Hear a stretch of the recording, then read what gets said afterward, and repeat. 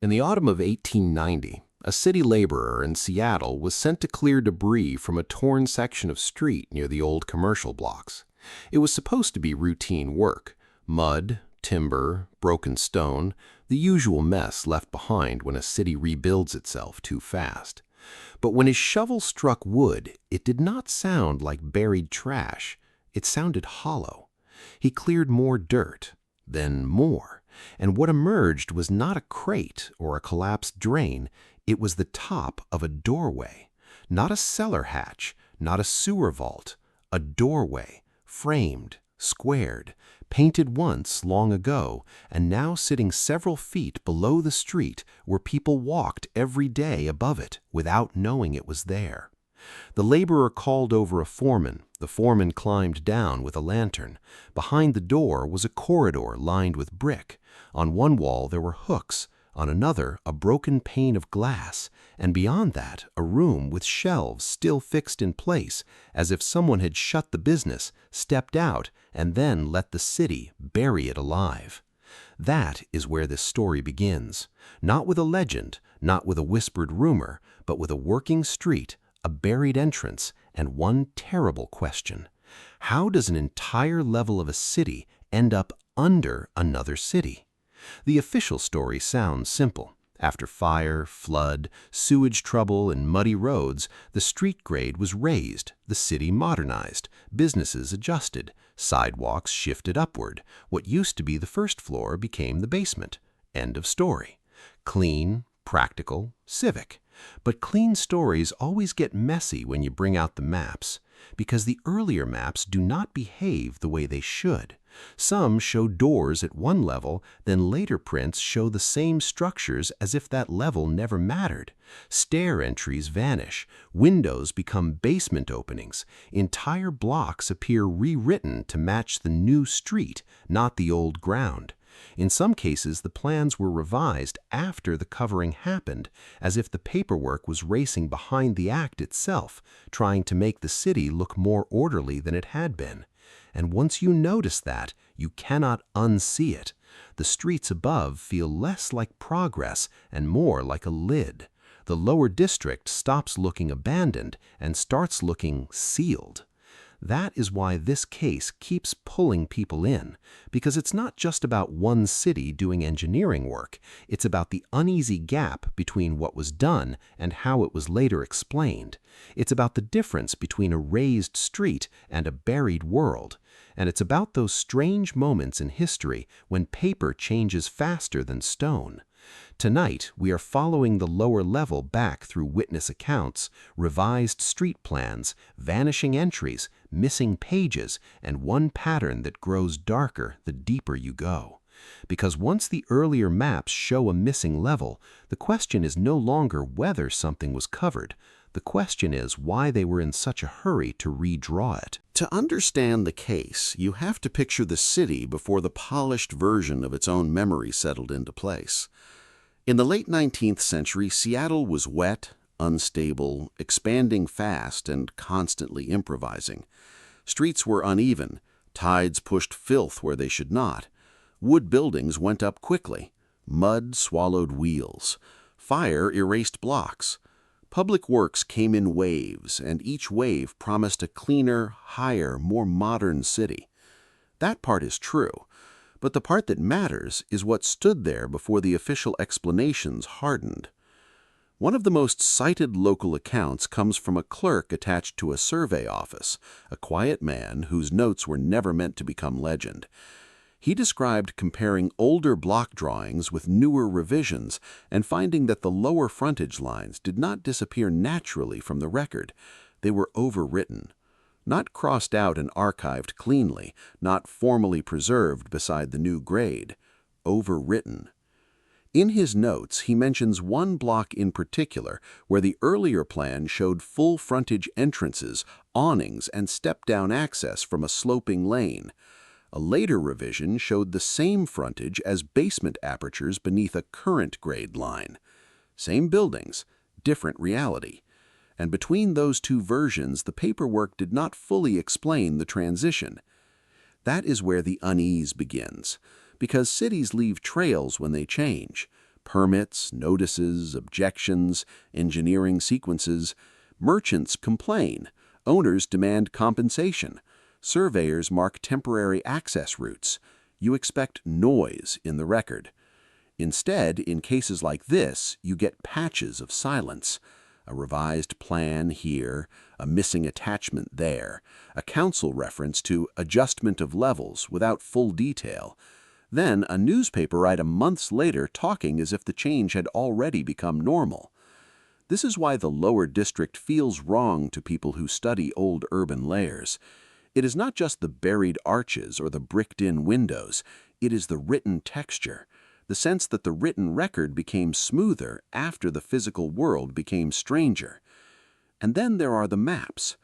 Earlier fire insurance maps, plats, and street plans show functional urban life at a level now below the visible city. Shop fronts, access points, passageways, full elevations that only make sense if people were moving through that lower layer as a living district, not a crude undercroft. Later versions compress that same space into support, storage, service, or basement. But a basement is not supposed to have a public face. A basement does not usually come with rows of aligned windows built for light. A basement does not normally connect block to block like a former street system. And a basement does not explain why so many stairways seem to design not to go down from the present city, but to rise from an older one. That is the first credibility layer in this story. Not a wild theory, not a mysterious skull, not a forbidden chamber, just a very controlled observation. The documents stop matching the architecture. And when architecture disagrees with paperwork, somebody is lying, somebody is simplifying, or somebody is trying to make an impossible transition look ordinary after the fact. Then the witnesses enter. And that's when the buried city starts to feel less like an engineering project and more like a memory people were taught to walk over. The first witnesses were not historians. They were the people no one expected to matter. Night watchmen, maintenance crews, delivery boys, workers sent below grade to inspect pipes, clear blockages, or open sealed passages after heavy rain. Their accounts do not come in one dramatic package. They come scattered, half-remembered, almost embarrassed by what they noticed. A door under a sidewalk, a transom window behind brick, a corridor still carrying signage, floor tiles too decorative for a service tunnel, rooms with counters, rooms with trim, rooms with wallpaper. One former building caretaker described descending below a current basement and finding another wall farther back with an older doorway cut into it.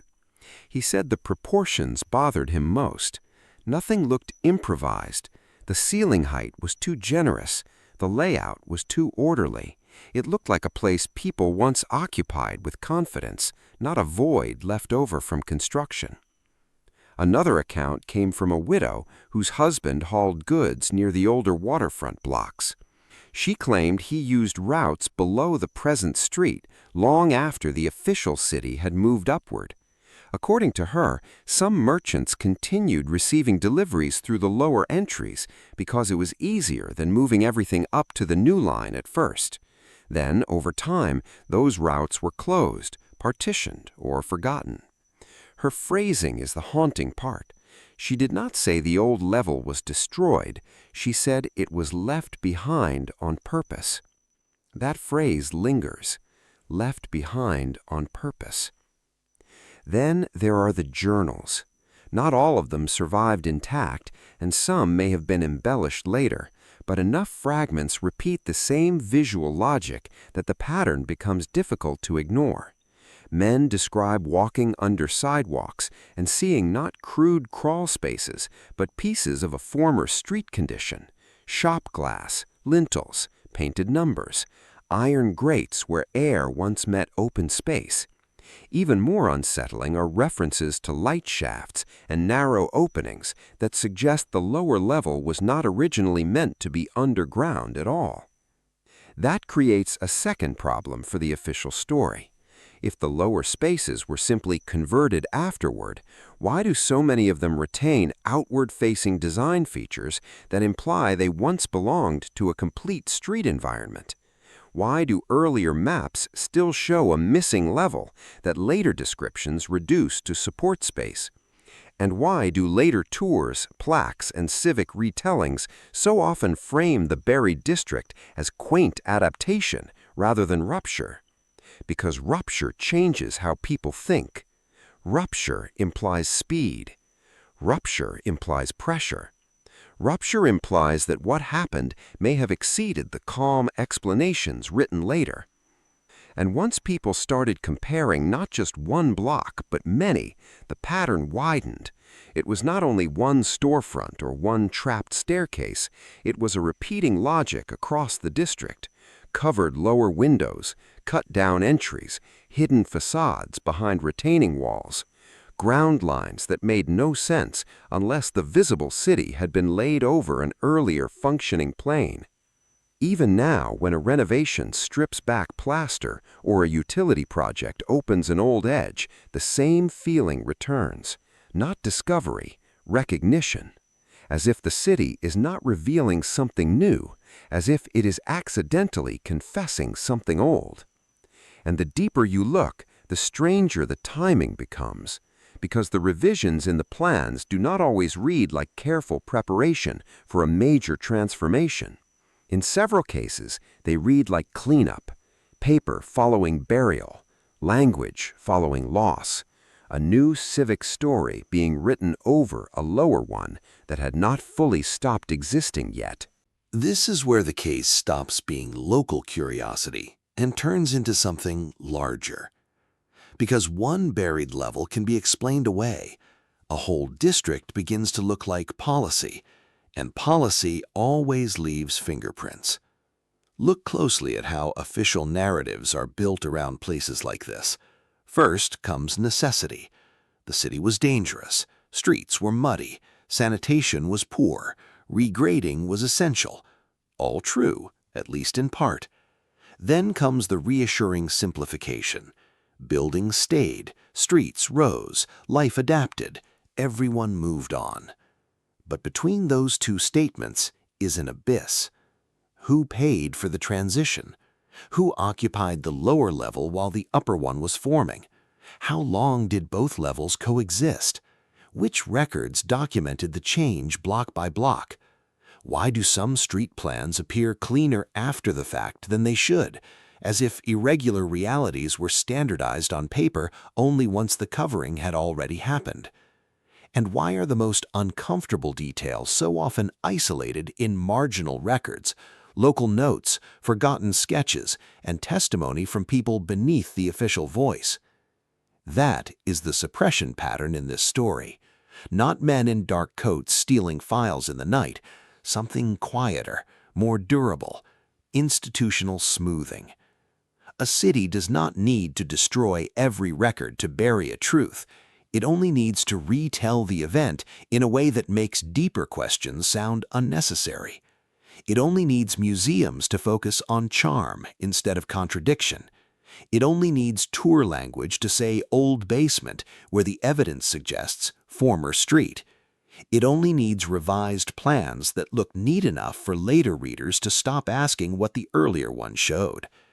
And once that process works in one place, people stop noticing it elsewhere. Because this is where the broader theory enters. Across multiple older cities, researchers and urban explorers keep running into the same visual grammar. Windows below present grade, doors cut in half, buried first floors treated as basements, lower arches behind infill, foundations that look less like foundations and more like occupied levels. In each case, the official explanation may be different: fire, flood, road raising, civic modernization. Yet the physical result feels disturbingly similar. A functioning lower world becomes a service layer in the story. A visible past becomes a hidden substructure. The old city is not demolished completely. It is capped, reclassified, and taught back to the public as something smaller than it was. Now, that does not prove one grand secret on its own, but it does force one hard thought into the room. What if the modern city in some places was not built only upward and outward? What if it was also built by covering over an earlier urban reality faster than later narratives admit? That possibility changes everything, because it means the map is not just a guide, it is a witness. The earlier plan does not merely show streets, it shows a level the later city had to conceptually kill in order to normalize what happened to it. And if that is true, then every buried frontage, every sealed stair, every blocked transom is not debris from progress, it is evidence of a rewrite. A physical rewrite first, an administrative rewrite second, and finally a psychological rewrite so complete that most people can walk directly above a missing level and never once feel the ground beneath them, asking to be remembered. Now we reach the part that makes people either lean closer or leave the room. Because if the lower district was not simply lowered by memory, but actively covered and then administratively simplified, the implications do not stop at architecture. They strike at timeline. How quickly can a city bury usable space and still function? How much labor does it take to raise grades, reroute access, revise plans, absorb costs, alter businesses, seal entries, and normalize a new street life above the old one? A lot. So when the official narrative presents the transition like a practical adjustment, skepticism is not irrational. It is proportionate. Something that massive should feel louder in the record. It should leave more panic, more conflict, more visible interim chaos. Instead, in many hidden history cases, what survives is oddly polished. The city appears to leap from problem to solution, with much of the uncomfortable middle softened away. That is why some researchers suspect the paperwork is not preserving the event as it happened. It is preserving the version authorities needed people to accept once the event was already irreversible. And this is where the emotional core of the story reveals itself. Because buried levels are not only about stone, they are about people whose daily world lost its claim to the surface. Imagine owning a shop at the old line and watching the street rise outside your windows. Imagine your door becoming a hole. Imagine the map being redrawn until your level is no longer the city's face, only its underside. Imagine your grandchildren being told you worked in a basement when you know your customers once walked straight in from the street. This is not just urban change, it is social demotion written into architecture. A living layer is recoded as secondary. Its memory is pushed down with it. And from there, the civilizational question opens. If one district can be reclassified this way, how many others have been? How many basements were once frontages? How many sealed arcades were once ordinary passages? How many official founding stories begin too late because the visible city started counting from the moment after the covering, not before it? That is why the earlier maps matter so much. They are often the last documents that still speak in the grammar of the older surface, before the captions changed, before the guided explanations hardened, before the public was taught which level counted. The map remembers what the street forgot. And sometimes it remembers too much, because the most unsettling possibility is not that a city buried old structures. Cities do that.